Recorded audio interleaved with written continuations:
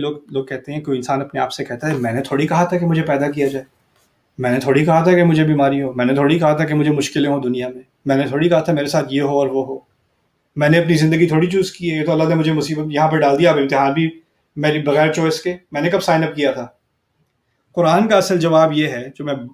آگے کی بات ہے پہلے بتا رہا ہوں، ہم نے واقعی سائن اپ کیا تھا، ہم نے ایکچولی سائن اپ کیا تھا، اور اسی کو قرآن بار بار کہتا رہتا ہے وَقَدْ أَخَذَ مِيثَاقَكُمْ، وعدہ تو تم سے لیا جا چکا ہے، باتیں تم پہلے کر چکے ہو، أَلَسْتُ بِرَبِّكُمْ قَالُوا بَلَىٰ، میں تمہارا رب نہیں ہوں، انہوں نے کہا ٹھیک ہے، پھر یہ نہ آگے آ کر مت کہنا کہ ہمیں پتہ ہی نہیں تھا۔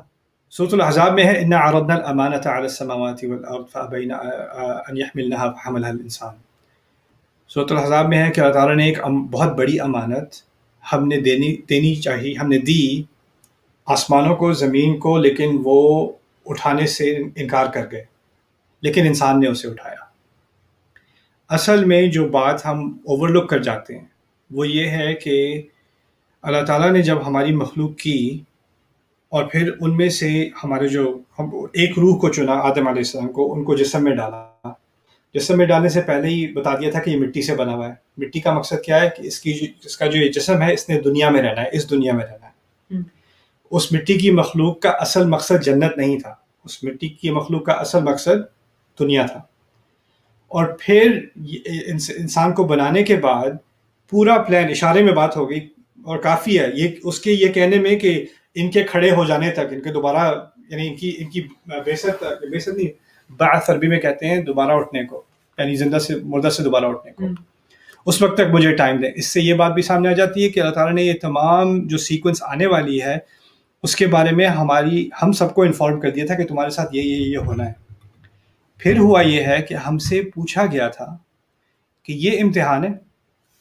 امتحان پاس کرو گے تو یہ جنت ہے، امتحان فیل کرو گے تو یہ جہنم ہے، اور امتحان سخت ہے، اس میں تمہیں بیماری بھی ہوگی، بے روزگاری بھی ہوگی، فقر بھی ہوگا، جنگ بھی ہوگی، خون بھی ہوگا، ناانصافی بھی ہوگی، زیادتی بھی ہوگی، ہر طرح کی چیزیں، اداسی ہوگی، اچھے دن بھی آئیں گے، برے دن بہت سارے آئیں گے۔ یہ ساری چیز ہمارے سامنے رکھ دی کہ یہ امتحان ہے تمہارا، اس امتحان میں تمہیں اچھے وقت سے بھی گزارا جائے گا اور وہ بھی تمہارا امتحان ہوگا، برے وقت سے گزارا جائے گا وہ بھی تمہارا امتحان ہوگا، لیکن تمہیں دو چیزیں دی جا رہی ہیں، ایک تو تمہاری خلقت کے علاوہ سویتہ ونفخت فیہ من روحی، تمہارے اندر ایک روح ڈالی ہوئی ہے، اور تمہیں بیلنس دیا کی تھی، اور ان دونوں کو ری انفورس کرنے کے لیے، ان کو مزید زیادہ طاقتور بنانے کے لیے تمہیں وحی بھی بھیجی جائے گی۔ تو یہ چیزیں تمہارے اندر پہلے سے ہوں گی، یہ جو مکالمہ ہو رہا ہے ابھی، یہ تو تم بھول جاؤ گے، لیکن اس مکالمے کو یاد کرانے کے لیے تمہیں وحی دی جائے گی، تاکہ تمہیں یہ بات جو بہت پہلے ہوئی تھی، جو بھول چکی، وہ یاد آ جائے گی، تمہاری عقل اور تمہارا دل اس وحی کو مان لے گا، اور پھر تم امتحان پاس کر سکو گے۔ یہ امتحان ہے تمہارے سامنے، اگر چاہو تو لے لو، نہیں چاہتے تو نہ لو۔ آفر کی جا رہی ہے، زبردستی نہیں کی جا رہی کسی بھی انسان سے۔ ہر انسان کو کھلی آفر دی جنت دکھانے کے بعد اور اپنی صلاحیتیں دکھانے کے بعد۔ انسان کو اپنی صلاحیتیں دکھائیں گی، تمہارے اندر روح ڈالی ہے، تصویر ڈالا ہے، تمہاری یہ کیپیبلٹی ہے، اور تمہیں اتنی عظیم مخلوق بنایا کہ سارے فرشتوں کو حکم دیا سجدہ کرنے کو، اتنی عظیم مخلوق کو تم اندازہ کریں۔ کوئی ایک معجزہ ہوتا ہے تو اللہ تعالیٰ کا ایک معجزہ ہوتا ہے تو کچھ جادوگر سجدہ کرتے ہیں موسیٰ علیہ السلام کے قصے میں، رائٹ؟ کچھ لوگ قرآن کی آیت سنتے ہیں اور وہ گر جاتے ہیں، سجدے میں گر جاتے ہیں۔ قرآن کے قصے ہیں، سیرت کے قصے ہیں۔ اللہ تعالیٰ جتنی عظیم مخلوق ہوگی اس کے ارد گرد کے جو اس کو ایکسپوز ہوں گے وہ سجدے میں گر جائیں گے۔ اللہ تعالیٰ نے کیا مخلوق بنائی؟ انسان، اور پھر اپنی اعلیٰ ترین مخلوق اس سے پہلے وہ کیا تھی؟ فرشتے، ان سب کو سجدے میں گرا دیا اس مخلوق کی وجہ سے۔ تو ہمیں یہ سینس دی گئی کہ ہم کتنی عظیم مخلوق ہیں،